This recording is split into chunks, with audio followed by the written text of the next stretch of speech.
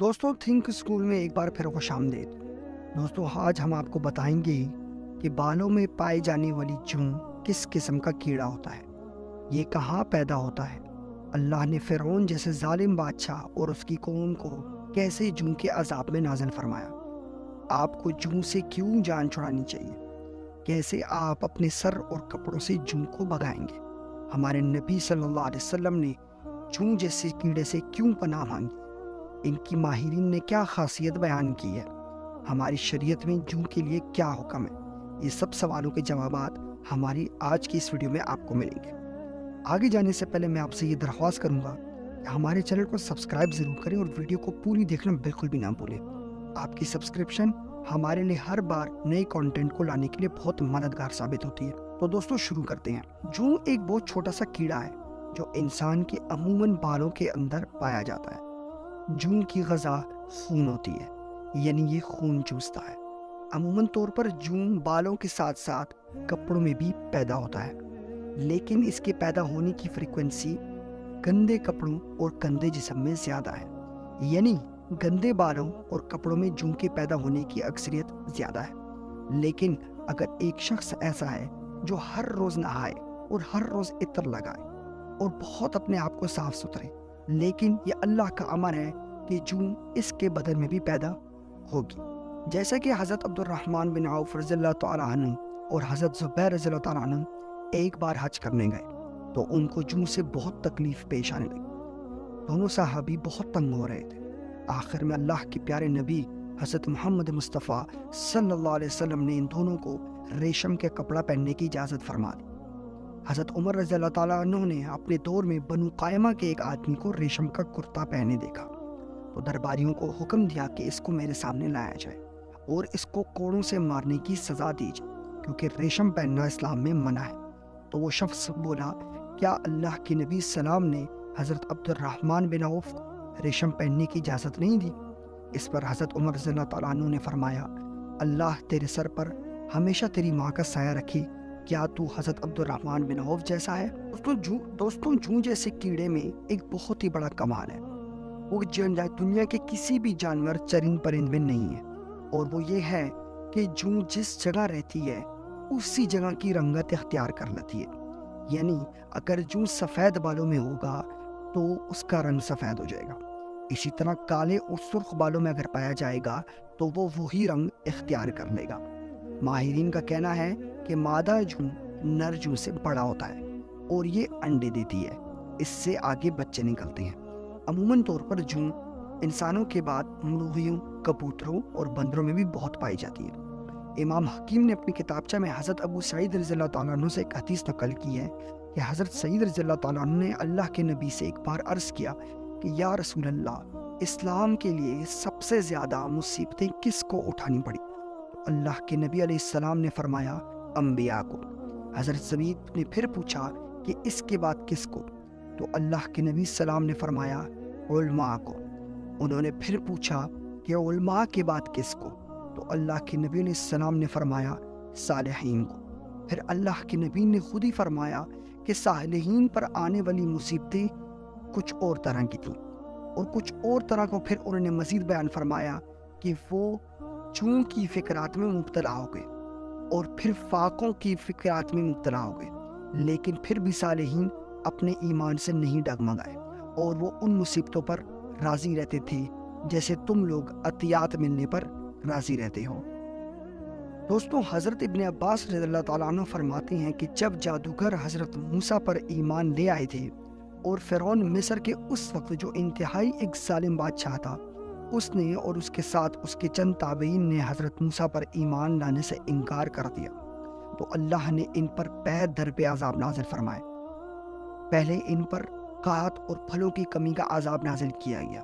اس پر جب وہ ٹھیک نہ ہوئے تو اللہ کے پیغمبر نے ان پر بددعا فرمائی اور عرض کیا کہ اے اللہ، میں نے اپنی پوری کوشش جاری رکھی ہوئی ہے، لیکن یہ فرعون ایک بہت ظالم بادشاہ ہے جس نے اپنے غرور اور تکبر سے پوری سلطنت کو قابو کر رکھا ہے۔ بہت تبلیغ کرنے کے بعد بھی یہ ظالم بادشاہ اپنے ارادوں سے پیچھے نہیں ہٹ رہا اور اسی پرانی روایت کی پوجا میں مبتلا ہے۔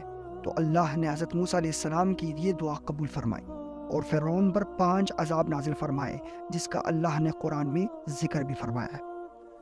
ان میں سب سے پہلے طوفان، ٹڈیاں، مینڈک، خون اور جون شامل تھی، اور پھر ہر عذاب ان پہ آتا رہا، اور وہ آج کل کے مطابق 1 ہفتہ 2 ہفتہ رہتا تھا، اور ہر 2 عذاب کے درمیان تقریباً 1 مہینے کا گیپ ہوتا تھا۔ جب فرعون اور اس کی قوم ایک عذاب سے تنگ آ جاتی تھی تو وہ حضرت موسیٰ علیہ السلام کے پاس آ جاتے اور بولتے تھے کہ اپنے رب سے دعا کریں کہ ہم سے یہ عذاب ٹل جائے، اور اگر یہ عذاب ٹل گیا تو ہم آپ پر اور آپ کے رب پر ایمان لے آئیں گے۔ حضرت موسیٰ اللہ سے دعا فرماتے کہ اس عذاب کو ٹال دے، اور اللہ وہ عذاب ٹال دیتا۔ لیکن جیسے ہی ان پر یہ عذاب ٹل جاتا تو یہ لوگ پھر سے اپنی وہی سرکشاں اور پرانی حرکتوں پر اتر آتے، جس پر اللہ اور حضرت موسیٰ بہت ناراض ہوتے، اور جب بار بار جھوٹ بولنے اور دھوکہ دینے پر اللہ نے بالآخر فرعون اور اس کی قوم پر دریائے نیل میں غرق کرنے کا عذاب نازل فرمایا۔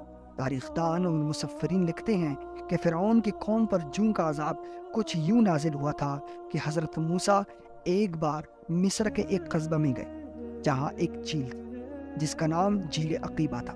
اس جھیل کے کنارے پر ایک پہاڑ کا ٹیلہ تھا، تو اس جھیل کے کنارے پر پہنچ کر حضرت موسیٰ نے اپنا عصا اس ٹیلے پر مارا، جس کی وجہ سے وہ ٹیلہ ریزہ ریزہ ہو گیا۔ تو اللہ کے حکم سے وہ جو ریزے تھے وہ جون کی شکل اختیار کر گئے اور پورے مصر میں پھیل گئے۔ ان جون نے مصر کے تمام کھیتوں اور باغوں پر حملہ کر دیا اور ان کا صفایا کر دیا۔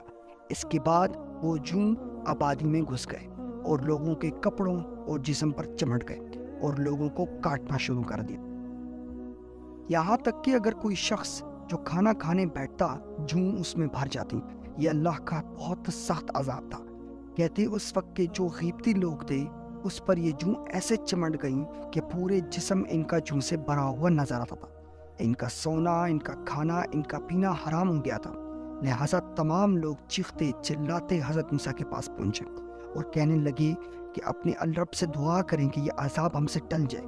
تو انہوں نے اللہ سے دعا فرمائی اور ان پر یہ عذاب ٹل گیا۔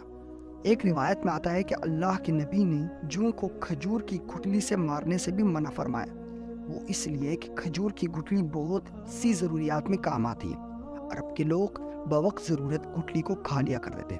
یہ گٹلی عرب کے جانوروں کا چارہ بھی ہوتا تھا، اسی لیے اللہ کے نبی علیہ السلام نے جوں کو ان گٹلیوں سے مارنے سے منع فرمایا۔ جوں کا شرعی حکم یہ ہے کہ اس کو کھانا حرام ہے، کیونکہ اس کی غذا خون ہوتا ہے جو کہ اسلام میں حرام ہے، اس لیے اسلام میں اس کو کھانے سے بھی منع فرمایا گیا۔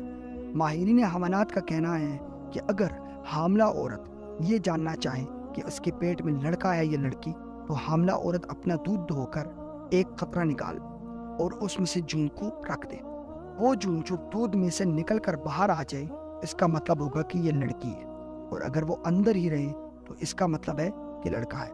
ماہرین حیوانات کا یہ بھی کہنا ہے کہ اگر آپ چاہتے ہیں کہ آپ کے سر میں کمی جون نہ آئے تو آپ کو چاہیے کہ آپ اپنے سر کے بالوں کو چقندر کے پانی سے دھوئیں۔ اسی طرح جسم کو سرکے کے پانی سے اگر دھویا جائے تو آپ کے جسم سے جون کبھی بھی نہیں چمٹے گی۔ ایک اور فقہ میں یہ بھی لکھا ہوا ہے کہ اگر آپ سمندر کے پانی سے نہا لیں تو سمندر کے پانی کی وجہ سے آپ سے جون کبھی بھی نہیں چمٹے۔ ایک اور طب نبی میں یہ بھی لکھا گیا ہے کہ اگر آپ تلی کا تیل اس پہ لا کر سر پر مل لیں، پانی اور تلی کے تیل کو مکس کر کے سر پر مل لیں تو سر میں کبھی بھی جون نہیں آئے گی۔ امام جازمی رحمۃ اللہ علیہ فرماتے ہیں کہ جسام کے مرض پر کبھی بھی جون پیدا نہیں ہوتی، وہ اس لیے کہ اگر جسام کا مریض کو جون کاٹ لے تو وہ سخت اذیت میں مبتلا ہو جاتا ہے، اس لیے اللہ نے جسام کے مریضوں کو اس اذیت سے محفوظ رکھا ہوا ہے۔ دوستو یہاں ایک اور بات بھی آپ کو بتا دیں کہ اللہ کے نبی نے 6 چیزیں ایسی بیان کی ہیں جس سے انسان میں نسیان پیدا ہوتا ہے، یعنی بھولنے کی بیماری۔ نمبر 1، چوہے کا جھوٹا کھانا۔ نمبر 2، زندہ جون کو مارے بغیر پھینک دینا۔ نمبر 3، ٹھہرے ہوئے پانی میں پیشاب کرنا۔ نمبر 4، قطار کو توڑنا۔ نمبر 5، کھٹے سیب کھانا۔ نمبر 6، سولی پر چڑھتے ہوئے آدمی کو دیکھنا۔ اس کے علاوہ اور بھی وجوہات ہیں جس سے نسیان پیدا ہو سکتا ہے۔ خواب میں دیکھنے کی حقیقت کے بیان کے بارے میں ماہرین فرماتے ہیں ان کی تعبیر یہ ہے کہ اگر کسی جوں کو قمیص کے اوپر دیکھا جائے اور وہ قمیص بہت صاف ستھری ہے تو اس کا مطلب ہے کہ اس شخص کے پاس مال آنے والا ہے، اور اگر یہی خواب کسی بادشاہ کو نظر آ جائے تو اس کا مطلب ہے کوئی لشکر یا کوئی امداد، اور اگر یہی جوں کسی کو خواب میں رینگتے ہوئے نظر آ جائے تو اس کا مطلب ہے اس کے اوپر کمزوری آنے والی ہے۔ لیکن یہ سب باتیں اللہ بہتر جانتا ہے، واللہ عالم۔ اللہ ہمیں نیک عمال کرنے کی توفیق عطا فرمائے اور عذاب سے بچائے۔ اپنی رائے کا اظہار ہماری اس کمنٹ ویڈیو میں کمنٹ باکس میں ضرور دیجیے گا۔